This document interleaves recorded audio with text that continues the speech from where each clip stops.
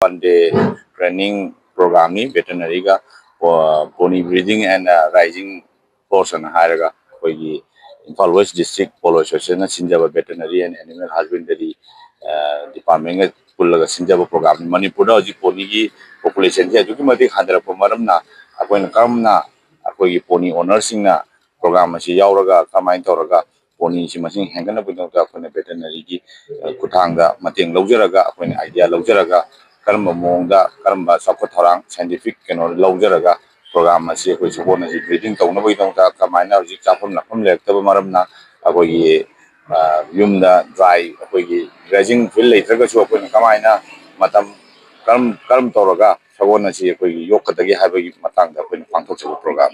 Thank you. Physiological stage and nature in a no the young man, look at the massage sugar, the energy is can handle 70% handle 1.7% is anyway over a what always sounds like a lame go, Masai 2 to 3 hours what we want a video set in a light walk over heavy weapon electrician madam the pregnancy last trimester Sanaba exercise to race. What always answer the Lamico, Masai 2 to 3 hours, what we want it. Masai carbohydrate over grain, protein, yoga, and some jumping the other water. But when we do the 4 to 5 hours, we will consider